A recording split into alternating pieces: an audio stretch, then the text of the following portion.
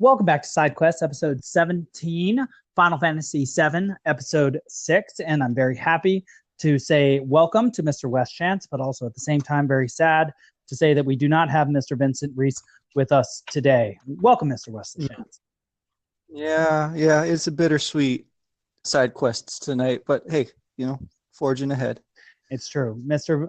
Vincent Reese, who is still, of course, always welcome on this segment, once a party member, always a party member, very much like an RPG character, and very much like his namesake, Vince, in this own game, will not be with us the entire time. But when we do have him, if we have to do some special side quests in order to get him back, we certainly will, listeners. And so we will be deprived of his specific roguelike skills and his specific materia today, and he'll take with him perhaps not just our materia, but also our hearts. But we will be doing what we can to continue the adventure forward and to defeat the mighty Sephiroth. Yeah, because it turns out that Sephiroth is not such a nice guy. That's what that's the gist of tonight's show, if you just wanted it in a nutshell. That's it right there.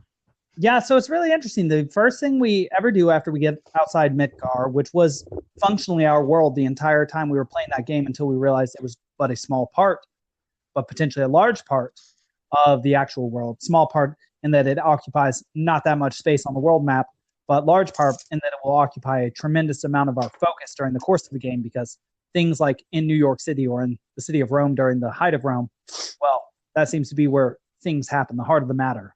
But yeah, the first thing that we do when we get outside, and well, I suppose I should ask you about that.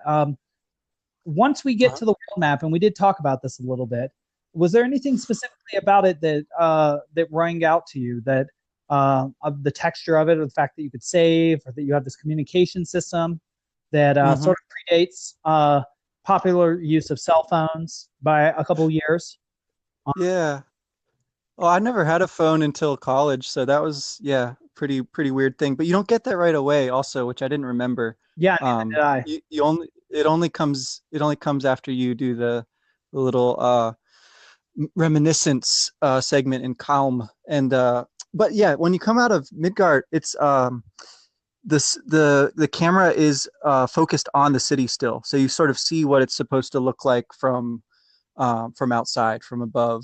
And yeah, it's suddenly it's like this one little thing on this huge world map, which is apparently like, the game that you were expecting to play all along, right? When you get a Final Fantasy game, that's what you're kind of in for, is a huge world to explore. So I mean, it's like a really cool feeling. The music is really cool. All of a sudden it's like very expansive and sweeping, when it's up till then been very limited and sort of intense when you're doing all your missions and whatnot in Midgar, and very technological driven.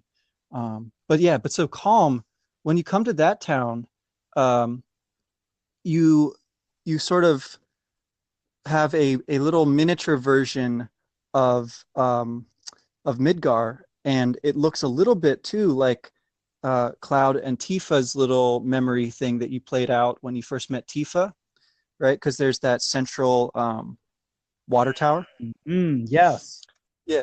And then immediately when you go into the inn, right, you can kind of walk around and talk to people and stuff, but when you go into the inn, then you're thrown back into Cloud's memory, and you see that town, right, from the camera angle, is like exactly the same as Kalm.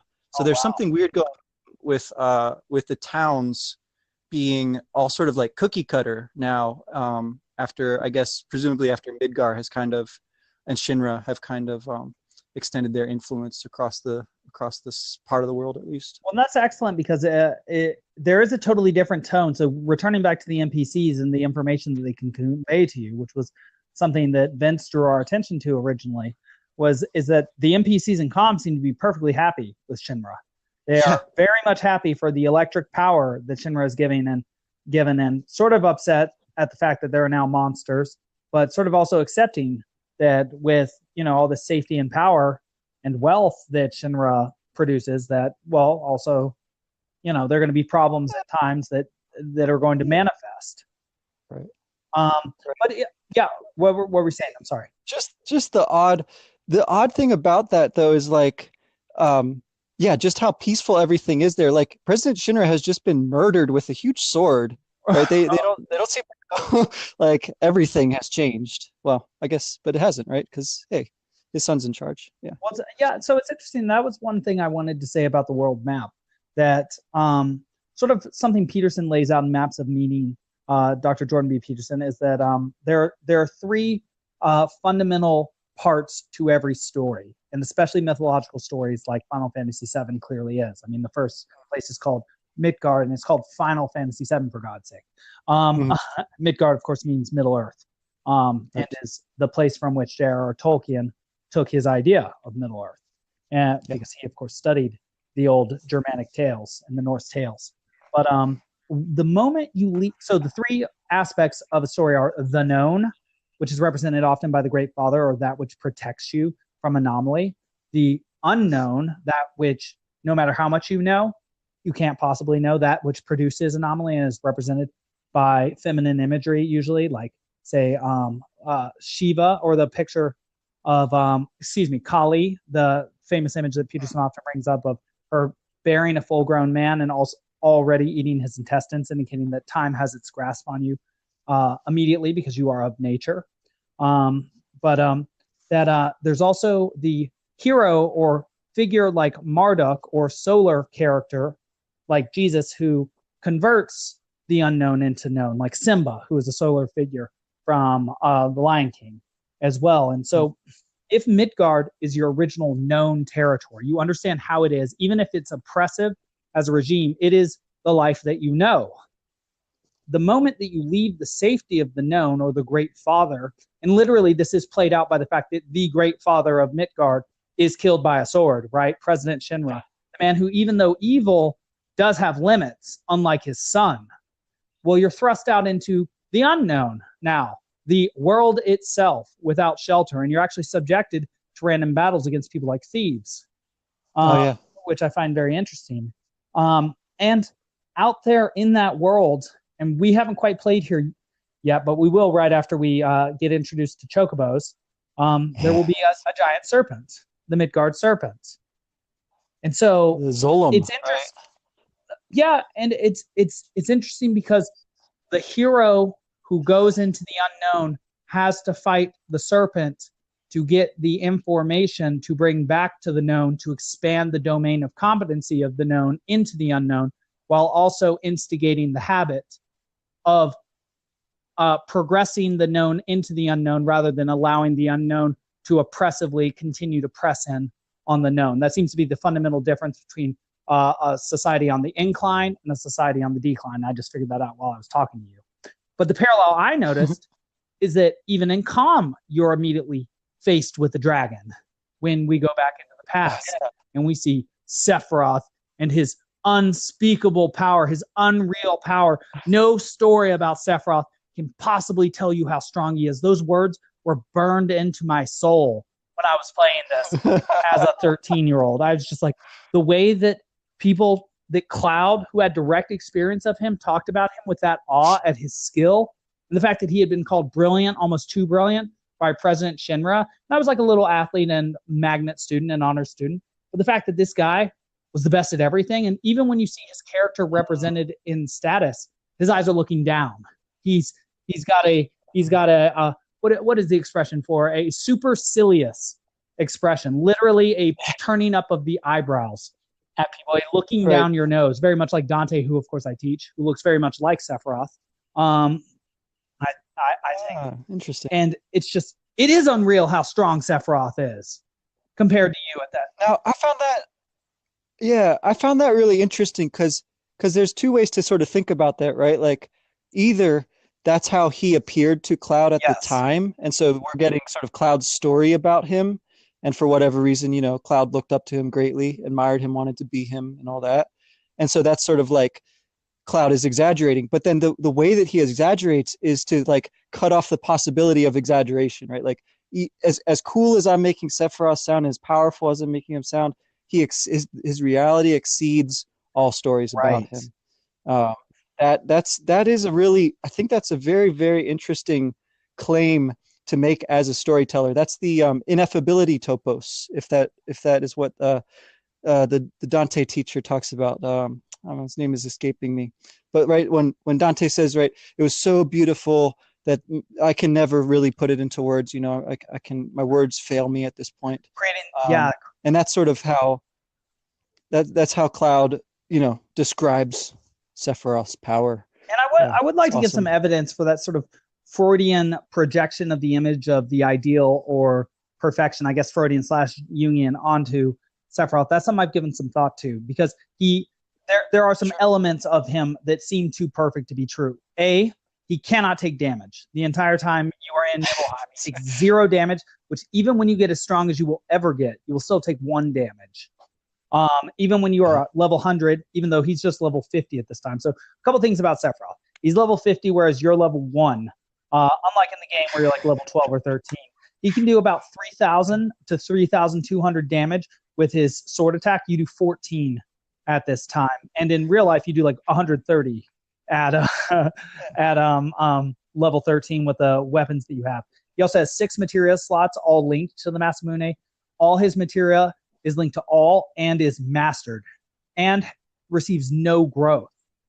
So part of that, I think, is suggestive of the idea that Sephiroth is being idealized by Cloud. He is impossibly strong as far as the young Cloud saw him, because he could not conceive of being as strong as he was. And as a player, seeing him do 3,200 damage, while you've been very proud to maybe do 100 to 200 to maybe 300 damage if you're using the right spell, it is unreal. You're like, oh my God, how am I ever going to beat this guy? But that's where the second interpretation comes into me, that he is at that time conflated with the image of the ideal that you will someday transcend.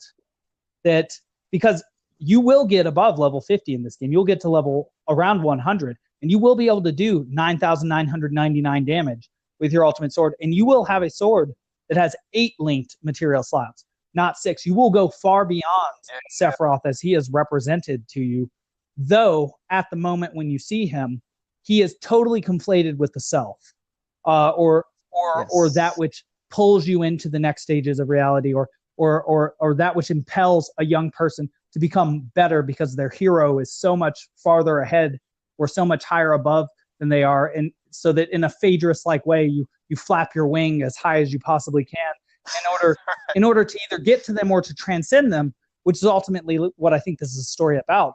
That Cloud goes through all this cognitive distortion in order to prove that he is someone that he is not, but when he accepts who he is, he becomes far more than even his hero.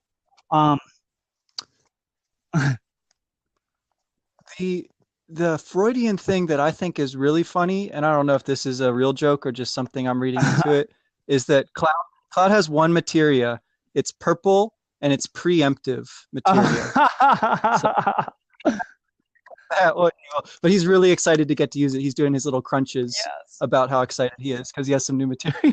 And so the very first thing, no, and that's so funny. And he does wear purple, and and he gets talked to sort of like a kid by Sephiroth, and he's coming back to his hometown, which is also sort of like very interesting and very, very, I think, suggestive that there is a dragon that has to be fought before he gets back to his hometown. So so we see a lot of dragon in here. We see the Midgard serpent. We see this real actual dragon. We'll later see an image of Genova that looks like a dragon, a silver-plated face with wings and red tube-like appendage coming out of her, making her look like a wyvern or dragon. But what is this initial part of the memory that Cloud is facing with Sephiroth? I mean, obviously my character got killed, and even if he tries to full life revive you, dragon will shoot fire and you'll die again, and Sephiroth will take 0 damage, and then eventually dispatch it with two hits. But what did you make of that initial scene? Was that just setting the stage for how unreally powerful he was, or what is that dragon doing there? Yeah, well, so they're on this mission, right? Because the something's up with the reactor. There's these powerful monsters that have been appearing that they've gotten complaints about, right? And we hear about how Cloud really wanted to be like Sephiroth, joined up, and by the time he joined up, the war was over. Right. Like he couldn't make his name doing Sephiroth-like things, but so he takes extra jobs, and this is much like Cloud as we see him in the game when we first started, right? Like he takes jobs to try to like become this person who's so far beyond him, Right. right? Um, and so the first thing that you hear about, right, is how much Cloud admires Sephiroth, and then Sephiroth is like, okay, that's probably our monster out there, right? He's like so yes, above it all. He's so like, oh, whatever, another Here's monster to our kill. Okay, monster. here we go. Yeah, exactly. Yeah. So the truck stops. It's like the windshield wipers are going. It's like you're going like on your daily commute or whatever. And there's not even And it's any only music to the fight. yeah, right. It's just like so pared down to the essentials. It is very archetypal, right? It's like here's a green dragon. Here's a guy who is the greatest warrior in the world, and it's not even a contest, right? It's like, and in that way it's actually not very true to the old stories, because dragons aren't just like a random enemy. Right. There's one dragon, and you're gonna be pushed to your very limit if you win at all, right? If Yes. you prevail It's a at all. smoke screen, So maybe. Oh, interesting. Yes. in that way, it's doing something interesting with the mythic material, because it's sort of like making a claim. And again, this is sort of something Dante does, right? Like he takes the old material and makes the claim that he is going to incorporate it and exceed it, and Yes. he's going to imitate but and put his own spin on it and do something with his own, language, for his own people. And I find that pretty cool. But the dragon's a little underwhelming at this point. I That's mean, come on. that's fascinating. Sephiroth Yeah, is you've given me multiple thoughts there. So on the one hand, it might be a claim by the game developers that they're going to go beyond the initial, the normal fantasy motifs of going for that dragon, that Smaug-like dragon at the end, that Grendel's mother-like dragon at the end that we see Mhm. so often, and even specifically in those Germanic sagas like Beowulf, that of Mhm. course this game draws so heavily from. But I also wonder, and I do think that's a brilliant point, Wes, and I do think that's correct. But I also wonder if it's saying that, like so many things in this game, you can't trust appearances, like in the Odyssey, and also like in Dante's Inferno, where Minos explicitly says, as Judge of the Dead, trust no one down here. Right. And so, because of how easy it is for Sephiroth to dispatch that dragon, well, I guess two things I see here. What is a dragon to Cloud is not a dragon to Sephiroth. They're both, if they're both walking the path of the hero, the specific obstacle that would be the dragon for Cloud is not the dragon for Sephiroth at this point. And so I suppose this will dovetail nicely into my real point, which is this: Sephiroth will run into a dragon. It will be Genova. It will be a crisis of identity for him. And Oh yeah. perhaps if we wanted to read into this sort of like a post-traumatic stress disorder, or like the idea of coming home after being hero above it all, he is above it all. And in fact, Carl Jung writes of, in a certain African tribe, I can't remember which one, it might have been the Elgani, that after a successful raid happened, whichever young man did best and was treated like a hero, he would be sort of starved for 2 months afterwards in order to deflate himself so that he could come back to society. And so Sephiroth has been covered in glory during his Wutai campaign. And so if we were to look at him just as a normal human and what he goes through and trying to realize what he is, perhaps what he deals with is this crisis of identity of what now? I was made Yeah. as a weapon, or I was made into a weapon by the situation in which I existed. I got to the ultimate apex. I defeated the dragon. Dragons aren't even an issue for me now. What now for me? Yeah. And it seems like that question Absolutely. breaks him. Yeah. It's very interesting too, because the obvious answer to that question, I think, well, like as a teacher, is I'm going to find someone who I can mentor, right, and train Ah, and teach what I've learned from all this stuff. I'm going to like tell my story as a storyteller would do. But he's so stoic and so like in his own head. selfish. He's doing some thinking maybe, but he's not articulating anything. And as much as Cloud is like this little puppy dog, like teach me stuff, like show me cool stuff, and this does happen when you fall down, the bridge breaks and you fall down and you find the Mako spring. Mhm. That's pretty cool, right? He kind of like comes out of his shell a bit there and tells kind of like what Mako is and how it But works even and then, stuff. he's sort of like, But "Oh, you don't know this yet? like a bad teacher, Yeah, not like a good teacher. yeah. He's not got the yeah, the gentle coaching down so much. But at the same time, um, that is, I think, part of his fascinate, like what makes him so interesting to Cloud is that he's so aloof and that he's not forthcoming really with his stories. So And so to some extent, I wonder to what extent he is sort of an archetypal representation of what's the problem with an altered carbon and what is the problem in Westworld, and sort of seems to be the Luciferian problem. That rather than wanting to pass on his gift and improve it to the next generation, he feels as if he has yeah, in some way mastered life and should himself be passed on throughout all generations, rather than engaging in metempsychosis or the transmigration of the soul like the old Pythagoreans believed in, and of course the Christians do through the host, though implicitly and hard to articulate. It's as if he wants to propagate himself across time rather than that which he embodies, the hero. yeah, Instead of teaching the next hero, he wishes to remain the hero at all times, for all time, because nobody else is worthy of being hero because he hasn't taught the next generation. I would say I ran into quite a bit of that when I first ran into teaching. How do you people not know all this stuff I know? It's like, because you're the master who needs to bequeath this knowledge to his students. But I wonder, yeah, well, go on. oh, just uh, there is a pretty clear like hint that that's a thing to think about too. I don't want to say that I'm just projecting this because it's the thing I do every day, but there is also Zangan, Mr. Zangan, the Yes. ninja, the fighter teacher, and he's Tifa's teacher, and he travels around and teaches people how to fight. And he's like, I have a skilled student here in town, and then it turns out she's the one who's going to guide everybody up to the reactor. So I think that there's like there is something there about, and of course Dr. Gast's books in the basement that we Yes. find. Why did you There's have to something die?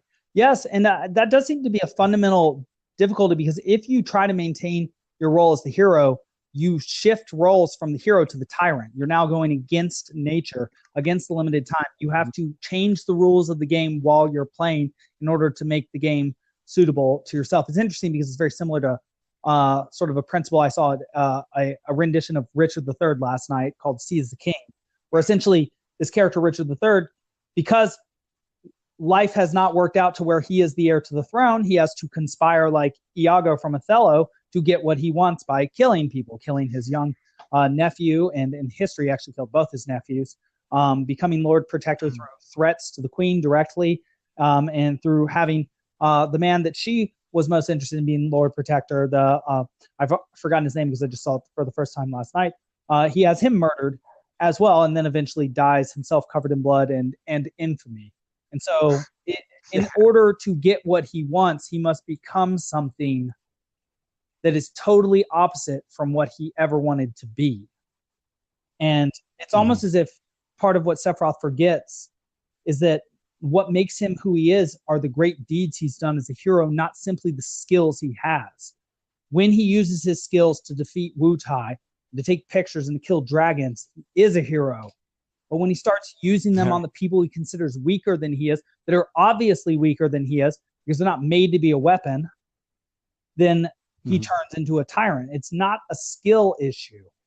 It's a path of life sort of issue. Is what I think I see, and we haven't even explained exactly what it is that he discovers about himself yet. So maybe we should get into that. Yeah, so it's interesting. So you kill the dragon. It's like, okay, now we can move on. And you come to the town, and again, it's like a little bit like a parallel of Kalm, where the party breaks up. You're free to explore, but when you want to proceed with the story, you go to the inn and you go upstairs and talk to the other party member. In this case, Sephiroth. So, but it's cool because you can walk around the town, and this is where again Cloud's like fuzzy memory thing comes into play a bit because you can sort of choose whether he remembers things or not. And if you say, yeah, I remember this, then you'll see a little scene where he goes into, see his mom, and you see that scene replayed more or less with some extended stuff. That scene was really interesting and creepy to me. The fact that it kept fuzzing out one segment right. to another, and it's almost like, and this is the last time he ever sees his mother alive, And I was wondering what you thought about what that meant, because that was unique within the memory scenes. Yeah. Yeah, it's very strange, right? That he is uncertain whether he remembers going in or not. And again, maybe you could say that's like some kind of trauma induced whatever, but it also is so odd how he's either got a very limited relationship with his mother to the point where he doesn't really feel anything. He tells it so coldly, he doesn't want to dwell on it, or he's like again sort of not dealt with those emotions and he's not really comfortable sharing them at this point. So it's all very ambiguous, his storytelling, and I found that a really interesting way to kind of tell this backstory, right? That you play through it, but he's also narrating It parts is of it. interesting too, because Um, I just to add an element to that, he is between so many different worlds. When he returns home, it is the place that was once his home in known territory that he left in order to make Soldier his known territory. And so now he's come back with a new allegiance,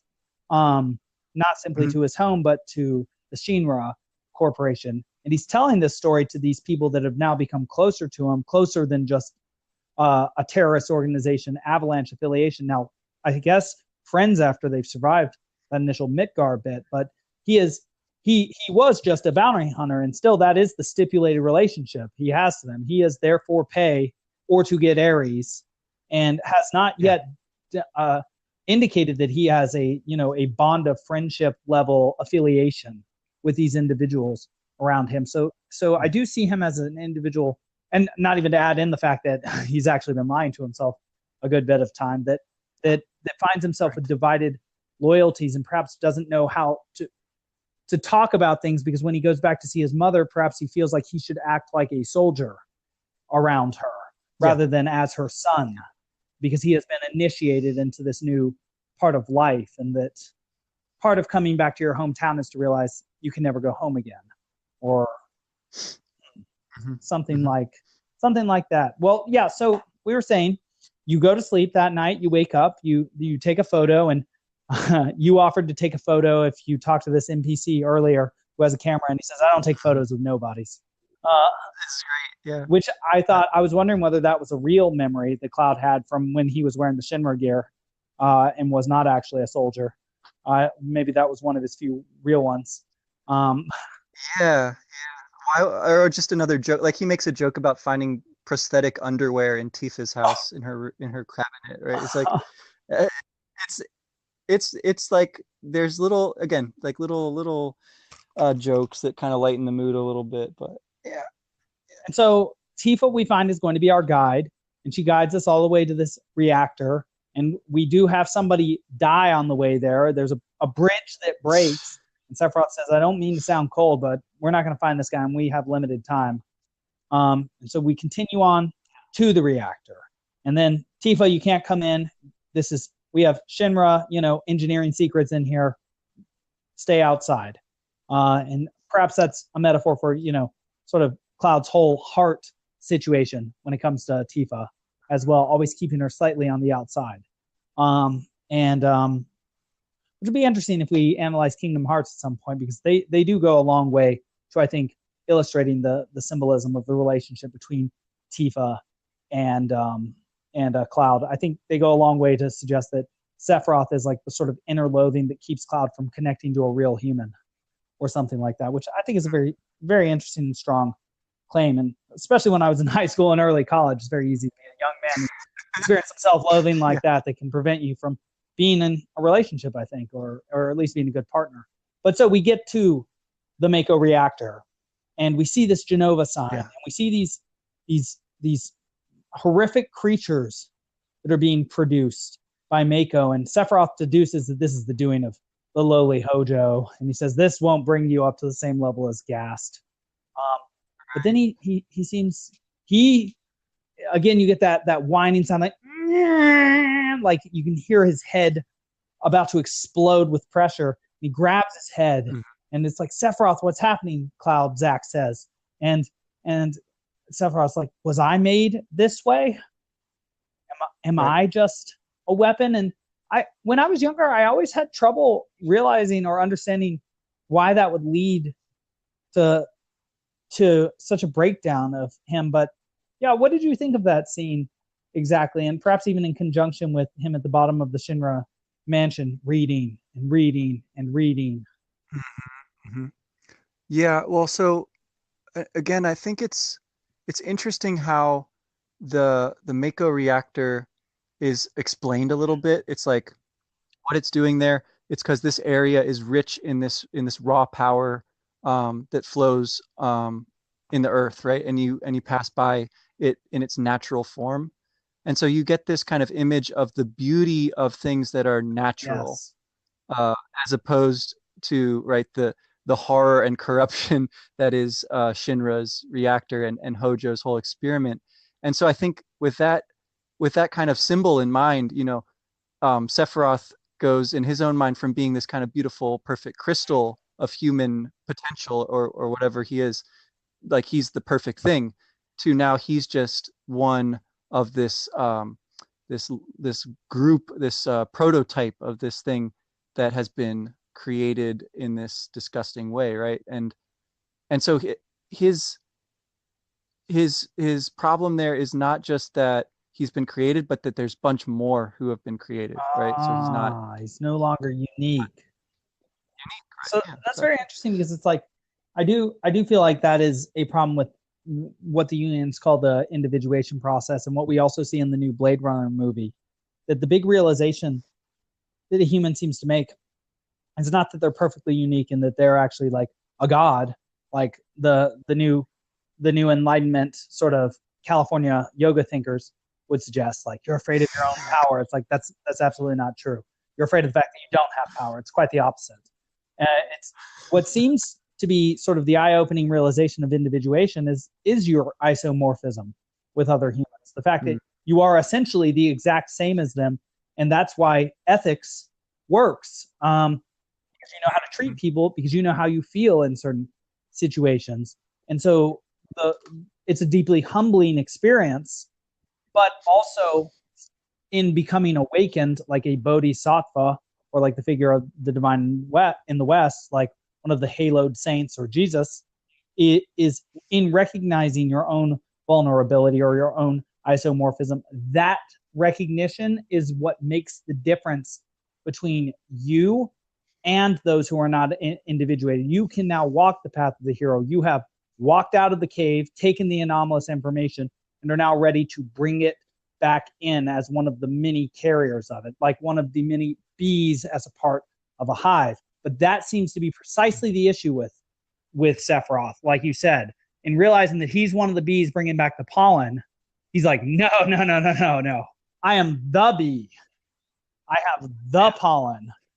There will be no other bees. So I have a question then, because he does do this reading and then assumes that he is this thing called an ancient, because his mother, he assumes, is an ancient based on the false research or the incorrect research or limited research that he has access to of Professor Gast.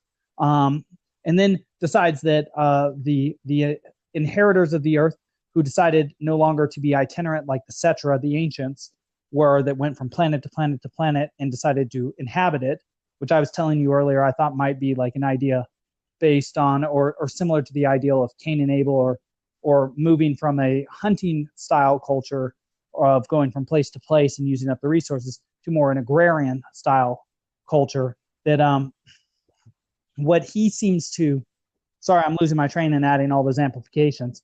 What he seems to do, or well, yeah, you go on. Sorry. question. Yeah, I got to catch it again.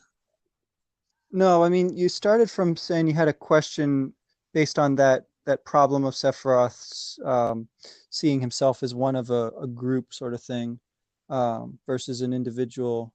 Then you kind of went into the limited research that he was able to do down in the in the Oh yeah. spooky So to basement. what extent Uh, is he justifying his initial idea that he is special by trying to identify with this special group that no longer exists in order to justify his wretched hate of those who are the same as he is, but can't be the same as he is because he's already decided or been told that he is the hero and the most special person essentially on Earth. Um, yeah, it's not super logical, is it? Yeah, like, oh, I hate that I'm one of this sort of thing. But again, I think it's a question of him thinking, okay, but I have this special relationship to the real thing, Mm. right?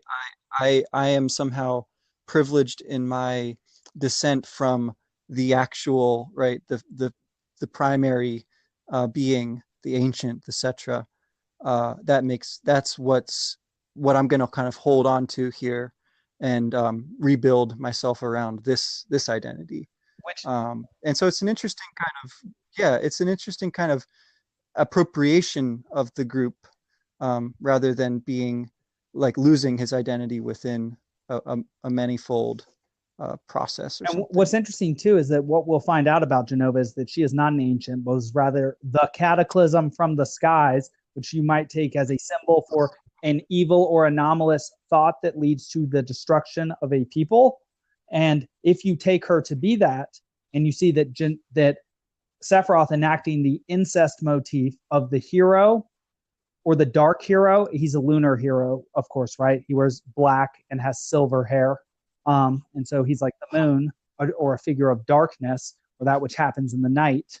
And he joins with Genova, his mother, the winged serpent. And so we were talking in our group text message, and I was suggesting that that was sort of like Lilith imagery, because it is when the dark hero, the Cain figure, the Lucifer hero, mates with the great mother or anomaly, that the monsters, the mini monsters of Lilith, are born into the world, which is actually literally what's happening in the game at that time.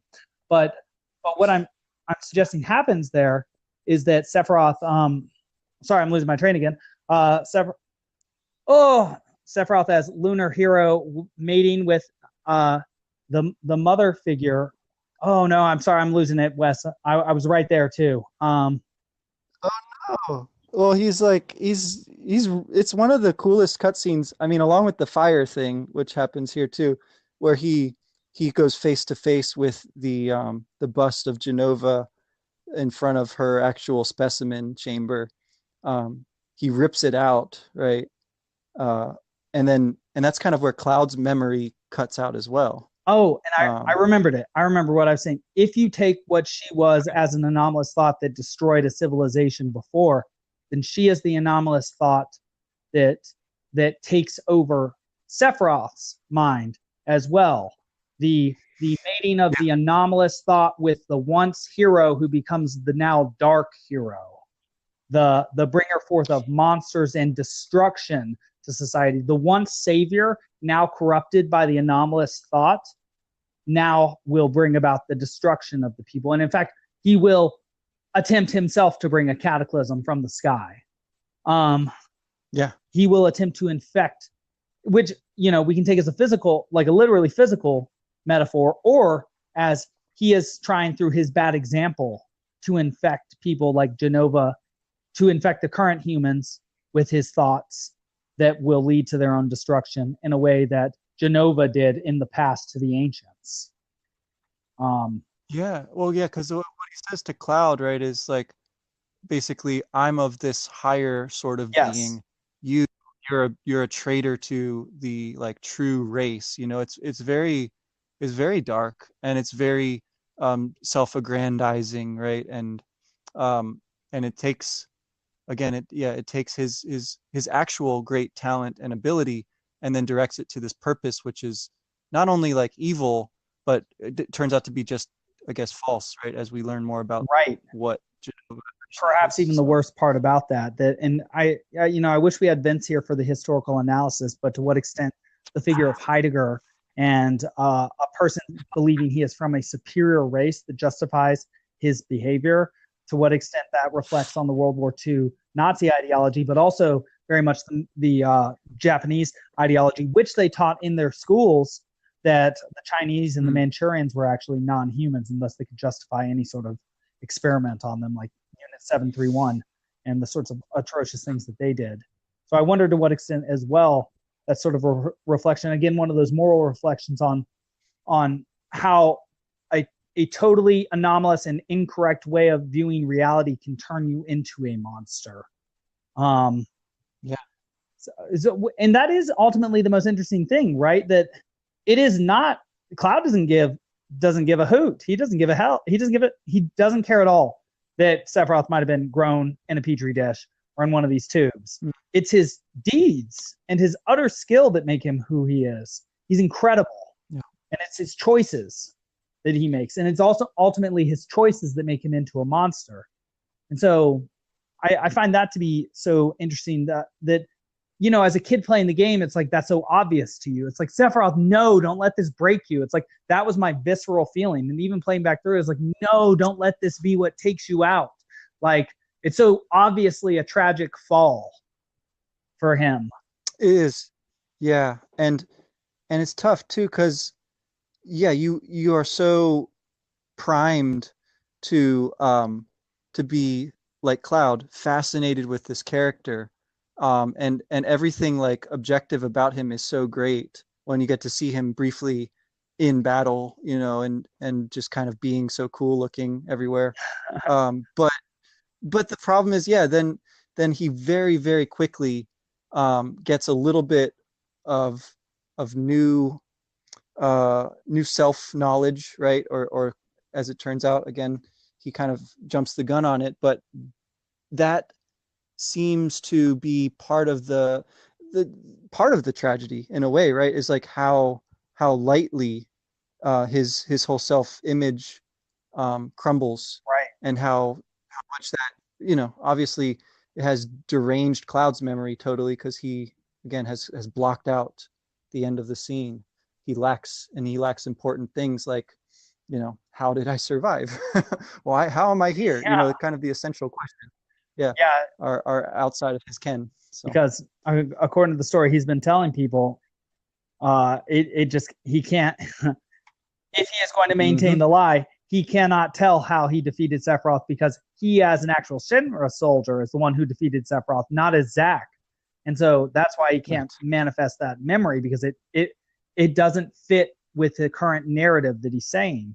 And I wonder to what extent. Oh yeah, go on. No, just when you said that, like, I realized that now he's in a way at Sephiroth's point of identity break. He just hasn't been pushed Right. over it See, by that's exactly anything where I yet. was going, because we will see that happen. And I wonder to what extent that's comment by the game on just how fragile all of our identities are. Yeah, Um, and yeah, I know that's pushing it a little, because obviously it's Sephiroth, and we will see Cloud go through one and get through it, but it's not easy what he's going to get through and putting himself yeah. back together. And I don't know. What do you think about that so far? So we're just now putting it together that it's like this guy had this fragile identity, or perhaps people have fragile identities.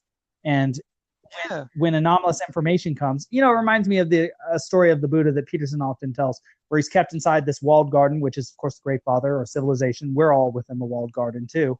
We're children of summer in that Uh-huh. way, as George R. R. Martin would say. We don't have the anomalous ice beings come to kill us, or the Dothraki, which are all symbols of anomaly, right? And so So far, so so the Buddha is kept from anomaly, and once anomaly shows up in the figure of either a dead man or an old man, uh, his whole identity, his whole way of looking at life is shattered, and he takes no pleasure in drink or in women or in food anymore. And so it makes me wonder to what extent this is a comment on the fact that any at any time the Great Mother or anomalous information can hit you with something that yeah. rocks your narrative and does not fit within it. And what the path of the hero is going through the terrible struggle of integrating that information. Maybe it's the fact that you were not in Soldier and are not a hero in any way, and that enables you to become a hero, or that you are not as much as you thought you were, like in Sephiroth's case, or you do not owe as much to your own decisions as perhaps you thought you did, even though, of course, he's been a stooge for Shinra his entire life.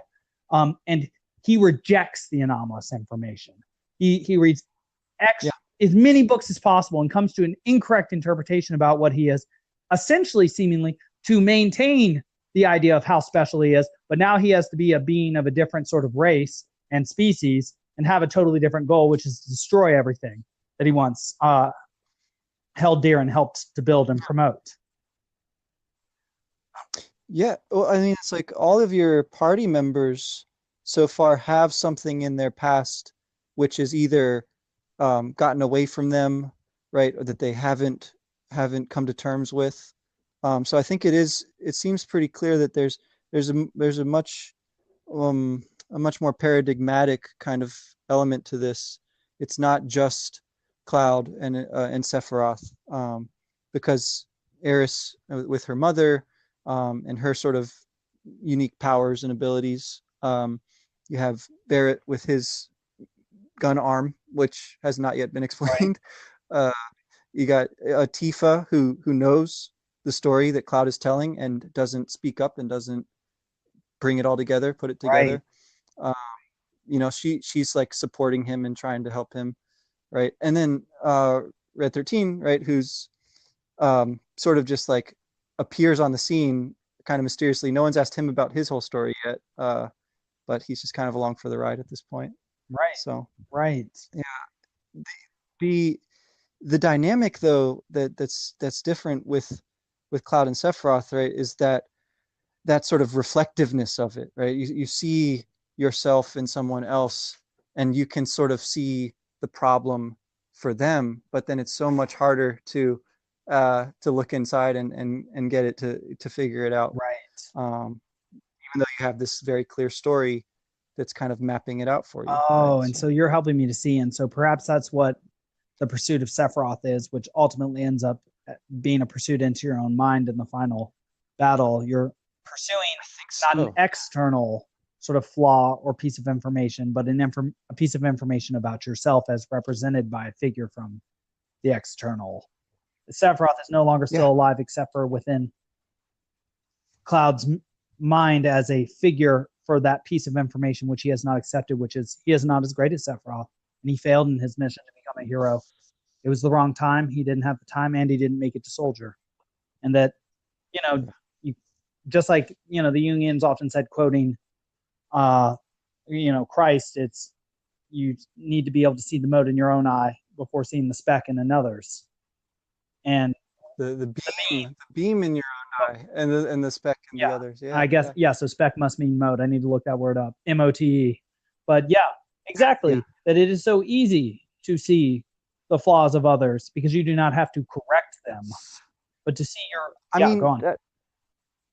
that's the thing that eyes do, right? Like you look out and you see stuff outside, um, and it's really painful and like takes a lot of work to then like have to kind of look in the mirror, right? But what a powerful, like, unique, again, that's like what is actually unique about human beings seems to be the reflective capacity, the communication of stories and culture and stuff. So I mean, it's both the great gift, right, that Sephiroth gives you, and this like horrible burden that he places upon you to like understand what he's done and how to not do that, Yeah, and I mean, like you basically. were saying, that epoch making scene where the Oh fires are yeah. going and it goes into cutscene, so you get to see him in all his regal beauty, and he just looks up with his cold, pale green eyes, his Mako green eyes, and looks at you with a look of Yes. pure,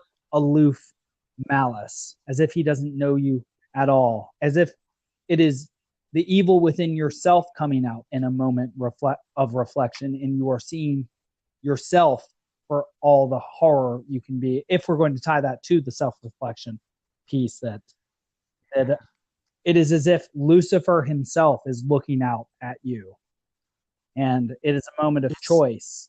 Is that you or is that not you? Sort of like what Luke has to go yeah. through when he is down on, I think, Dagobah, where Yoda is, Oh and yeah. he confronts Darth Vader in the place of challenge, and he tries to strike him down, but he fails the test because he fails to realize that that is a projection that comes from his own heart. That is Yeah. that image of hate. That is him. That is his hate. That is the evil within him. That this Sephiroth, this thing that Sephiroth has become, is also what we can all become in the same moment. And that seems to be much And harder to he's understand. Yeah, yeah, and he's sort of, and Sephiroth sort of even says that, right? Like he says, Cloud, right? You're different in that kind of recognition moment when he's finding those pod people outside of Genova's chamber. And he says, of course you're different. And that's just kind of tossed off. We don't know enough about what what that might mean for Cloud's uh, his potential, his gifts and whatnot. Um, but yeah, clearly there's something very interesting the game is doing here where it shows you the character who by all appearances should be the character that you're playing as, right? As the hero of this story. And then it shows you why you are not going to be that character, why he's not in your party. He's not going to be joining the adventure, right? But it's quite the reverse, right? He, in some way, is the instigator for this world scale adventure that happens outside of And Midgar. he is an excellent one. He is known as brilliant, like the idea of Yeah. Lucifer as rationality that Milton puts forward. He has a longer sword that only he can use that no one else can. So he has that pride of place that Lucifer once enjoyed in heaven before the coming of the sun. Again, in Milton's Paradise Lost, he experiences a fall in that he drops out of the dominance hierarchy and that he sort of disappears from the world like he has been thrown into hell. And he, in fact, antagonizes the world in the same way that Lucifer will Mm-hmm. attempt to antagonize Eden and thus the rest of the world, bringing death and sin into it. And in fact, when Advent Children comes out, there's actually a planet-like sickness that the individuals have. They have been sickened by what has happened, by some sort of life stream poisoning, as if as if the very planet itself is. I'm not sure where to go with that. I don't want to go environmentalist with that with that exactly, because I think it's more the people's connection with their inner nature, which is making them sick through their habits of life, is more likely what the point is there. It's more an ethical point from a state of behavior in accordance with social nature, rather than like the plants are trying to kill people, in Night Shyamalan style. Yeah. But yeah, Wes. Yeah. So, is there anything else that we should cover before we get off the horn here?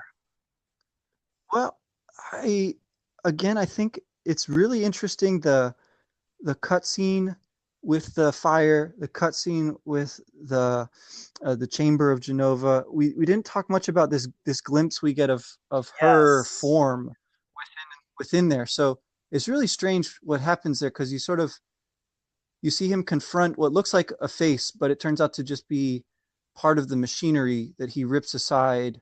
And then the actual Genova is this humanoid, like, mass of tissue and eyeballs that is, I guess, frozen or like suspended in this special capsule.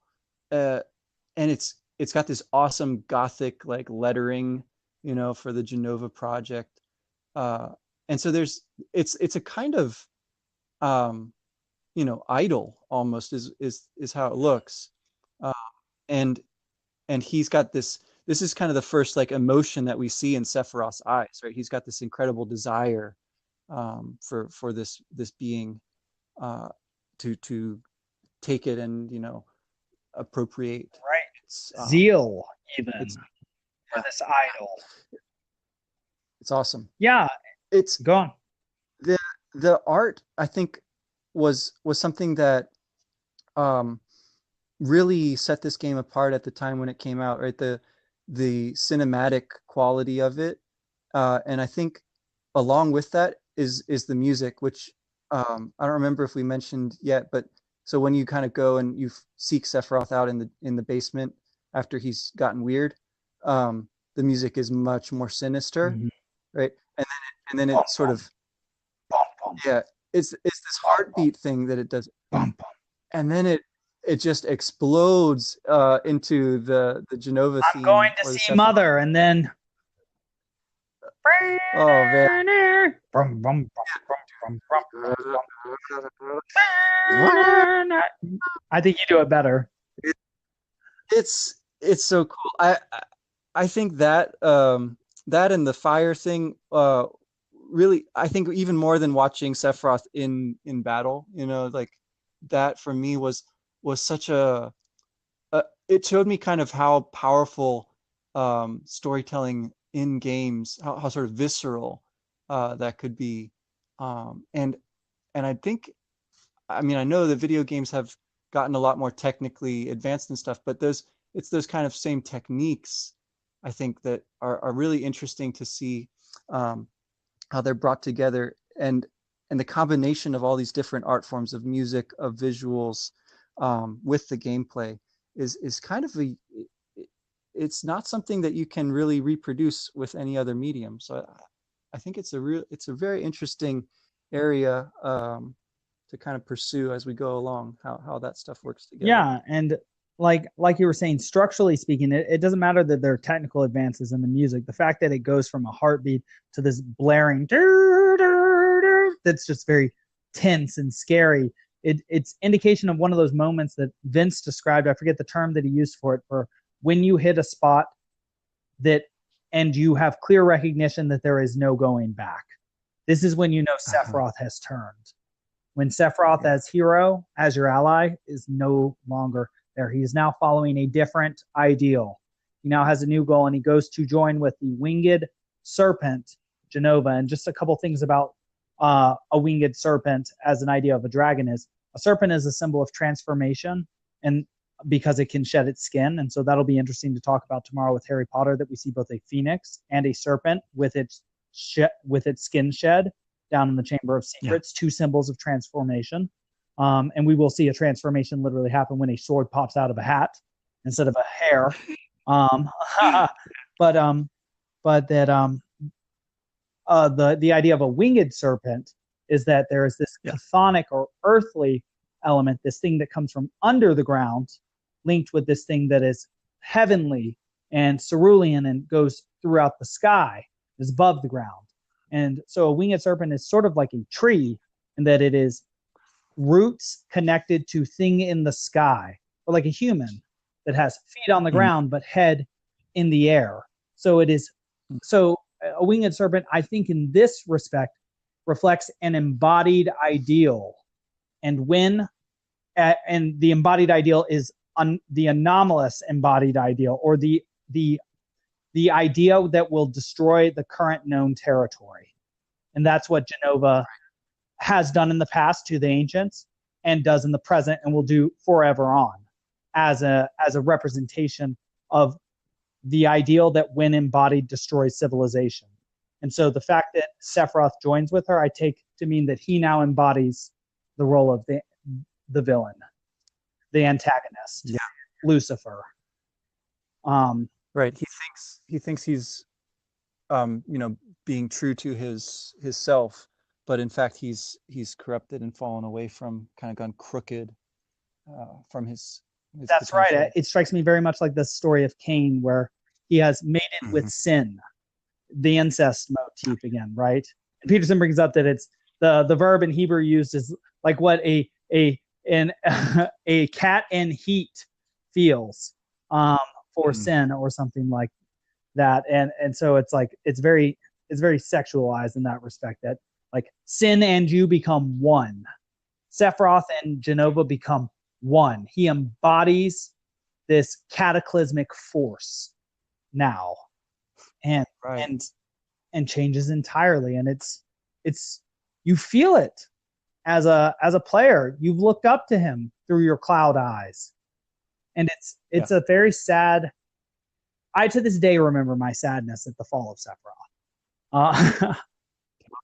Yeah, but the thing is, it's also like so alluring, right? It's so unsettling in that way. The awesome coolness of him in the fire and in the chamber with this bodacious goddess evil thing. Like, whoa. That's part of what's so unsettling about it, is that it's attractive. It's like powerfully alluring. Right, and it is attractive. She is a buxom female figure with creepy eyes all over her areola and other parts of her body. Sort of in this, I don't know, Argos like form.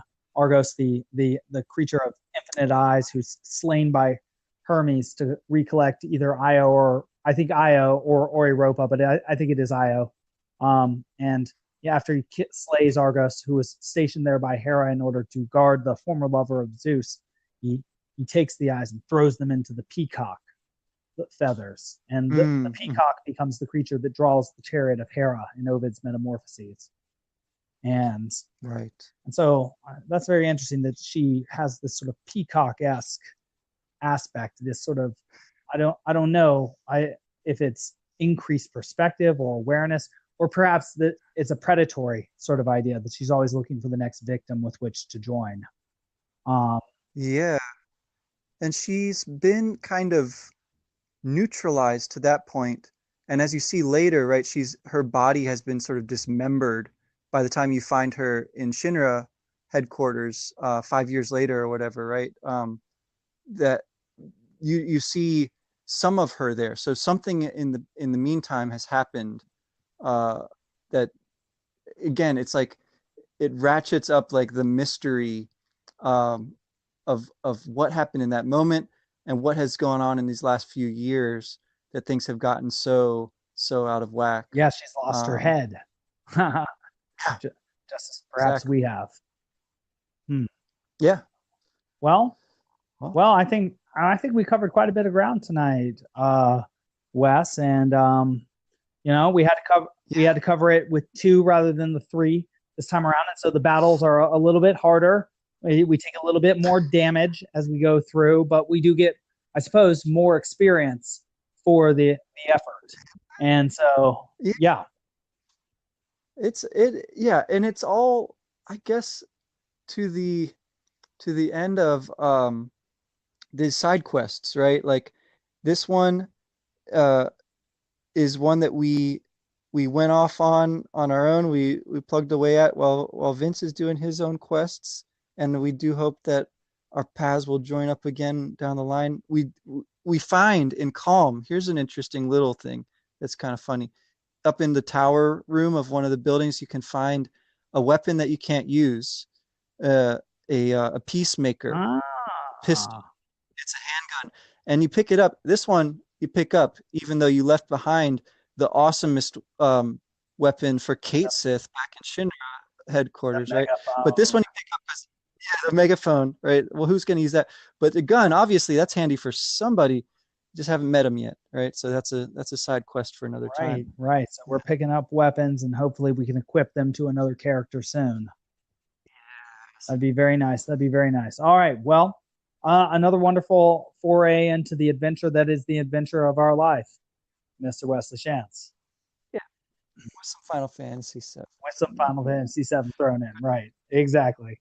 All right. Well, until next time. Yep. Take care. You too. Bye. The podcast you just heard was published with Anchor. Got something you want to say to the creator of this show? Send them a voice message using the Anchor app, free for iOS and Android.